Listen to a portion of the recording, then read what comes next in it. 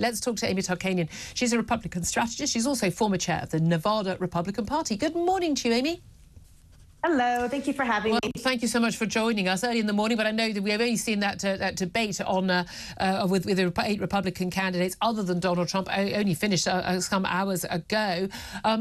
But actually all eyes weren't on that debate. The eyes online were very much on Donald Trump. As he appeared in an interview on Tucker Carlson, the former Fox News lead, senior figure. Let me ask you this question first. Do you think it was the right decision for Donald Trump not to appear in that debate? Yes and no. The reason I would say yes is because he's his own worst enemy and he could have done more damage than good. And so I think he did save himself by putting himself in a safer situation with a one-on-one conversation with Tucker. And, kudos to Tucker for being able to get that interview because many people I know were trying to watch on their cellular the interview on X while they had the debate on TV. Yeah, exactly. I mean, he always knows how to do these things. Let's have a little watch and a listen of a clip of that Tucker Carlson interview.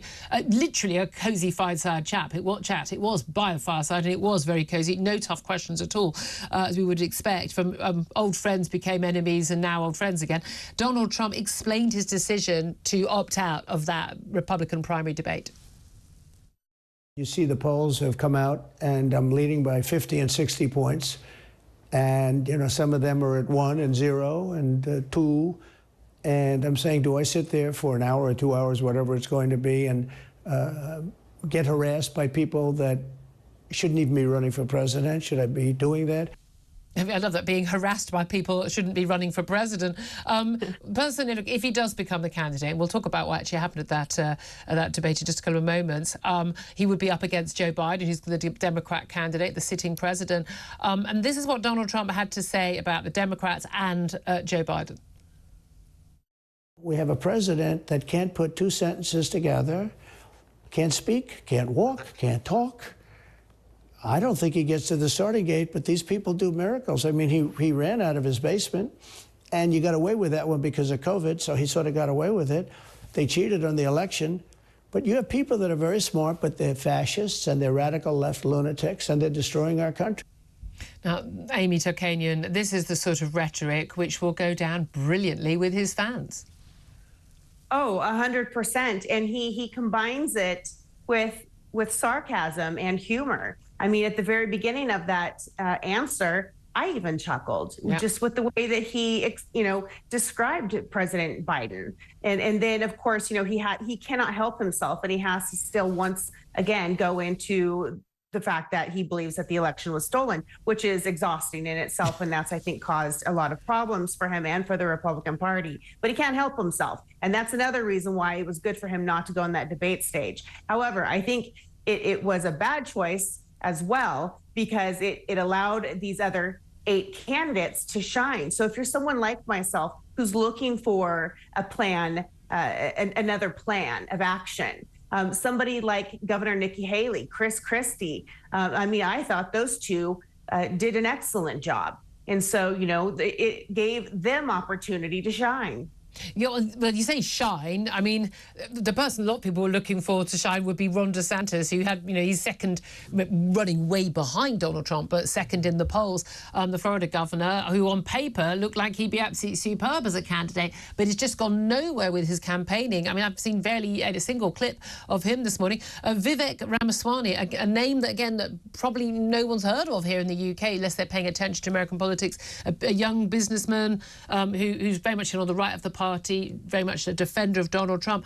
He was seen as one of the people who perhaps, did really benefit from that. Let's have a listen and a watch to what he had to say about Donald Trump last night.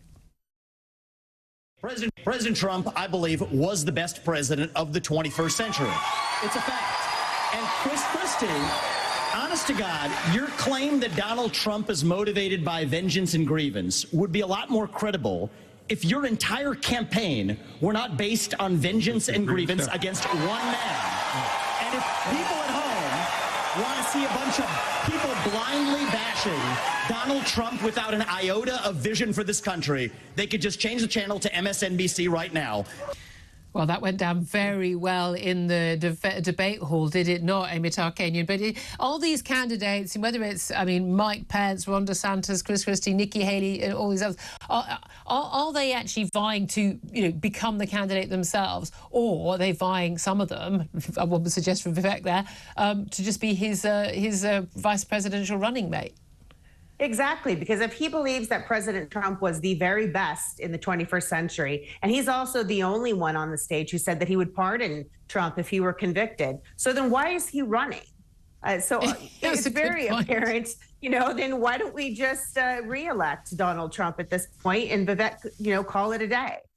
So I think you do have some candidates that were on that stage that truly do want to be the next president. I think that Governor DeSantis, Nikki Haley, Chris Christie, even those who didn't quite have as much stage time, such as Tim Scott or Asa Hutchinson, I think they truly do want to be the next president. But yeah, when you have a comment like Vivek's, I mean, that's asinine. Just step aside. But the extraordinary thing is, I mean, some of the people on that podium, I pay a lot of attention to American politics. I've never seen some of those people before in my life. I mean, some of them are just not even household names in their own households, I would suggest. And they're just trying to sort of, get some notoriety. But can you get too much notoriety? Can you get too much attention when the focus is still on Donald Trump? I'm as guilty of it as anyone. That's who we're talking about this morning. There was also one exchange with Tucker Carlson I wanted to touch on before we talk about what's happening to Donald Trump today, and that is an extraordinary exchange with Tucker Carlson about suggestions that the Democrats are plotting Donald Trump's assassination. Let's listen to that. Is violence. Are you worried that they're going to try and kill you? Why wouldn't they try and kill you, honestly? They're savage animals. They are people that are sick, really sick. I mean, these are pretty extraordinary words, are they not, Amy? Yes. In fact, I'm shocked that was even discussed.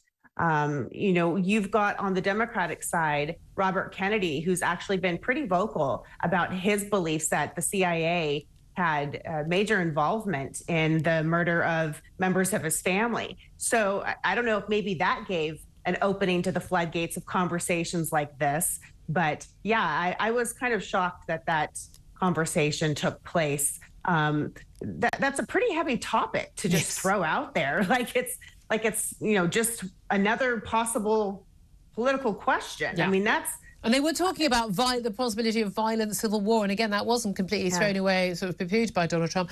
Of course, let's talk about what's happening today, because again, the headlines are always going to be with Donald Trump. Yesterday, we had his former personal lawyer and, of course, former New York Mayor Rudy Giuliani. He actually did the perp walk, had his mugshot taken, appearing in Atlanta, Georgia, on those electioneer racketeering charges in Georgia.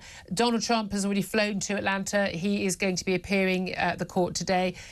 Today, he had until, I think, midday on Friday, Atlanta time, to make that appearance, but he's going to be doing it today. It looks like this time we will get a mug shot and all of that done, because this isn't a federal court, this is a state court. But these are, we've talked about this before, these are the most serious charges he's facing.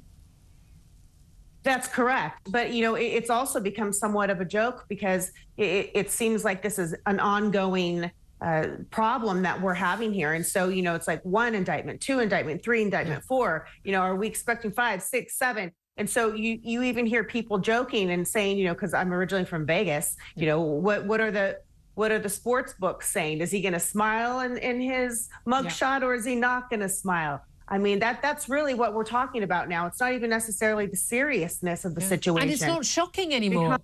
No, it's not. It's not. And it's the most serious, because we're talking about our election process and the safety and the fairness and honesty of our democracy. And this is where we're at right now. And it's a very sad situation to be in. These are just extraordinary times. They really are. And the interesting thing is, of course, every time he appears in court, his poll numbers, his poll ratings go up. Amy Tarkanian, pleasure to speak to you. Thank you so much.